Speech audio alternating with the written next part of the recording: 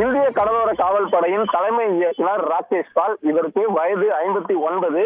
இந்த நிலையில ராஜ்நாத் சிங், மத்திய அமைச்சர் ராஜ்நாத் சிங் சென்னைக்கு வந்திருந்த சூழ்நிலை இந்திய கடலோர காவல் படையினுடைய புதிய கட்டிடங்கள் திறப்பு விழாவானது அடையார் ஐஎன்எஸ்ல ஏற்பாடு செய்யப்பட்டிருந்தது. இந்த நிகழ்ச்சியை ஒருங்கிணைப்பதற்காக அவர் வந்திருந்தார்.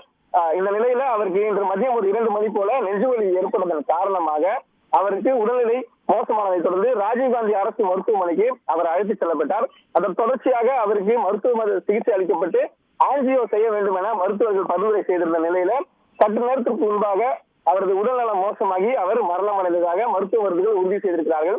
இந்த நிலையில ஏற்கனவே அவர் மருத்துவமனையில் அனுமதித்திருந்த போது மத்திய அமைச்சர் ராஜ்நாத் சிங் அவரை சென்று பார்ப்பதாக இருந்த நிலையில ஏற்கனவே ஒத்துக்கொண்ட நிகழ்ச்சியில் இருந்ததால் தற்போது நிகழ்ச்சிகளை முதிர்த்துக் கொண்டு நேராக ராஜீவ்காந்தி அரசு மருத்துவமனைக்கு சென்று அவர் உடல் ராகேஷ் பாலுடைய உடல் வைக்கப்பட்டிருந்த இடத்திற்கு முதலமைச்சர் மு க ஸ்டாலின் சென்று நேரில் அவர் அஞ்சலி செலுத்த இருக்கிறார். தற்போது அந்த உடல் மீது தேசிய கொடி போர்த்தப்பட்டு அவருக்கு இந்த அரசு மரியாதை வழங்கப்பட்டிருக்கிறது. இந்த நிகழ்ச்சி கலைஞர் 100 ரூபாய் நாணயம் வெளியீட்டு விழாவிற்கு பிறகாக தற்பொழுது மத்திய அமைச்சர் ராஜ்நாத் சிங் மற்றும் முதலமைச்சர் ஆகிய இருவருமே ராஜீவ்காந்தி அரசு மருத்துவமனைக்கு சென்று அவர் உடலுக்கு அஞ்சலி செலுத்த இருக்கிறார்கள்.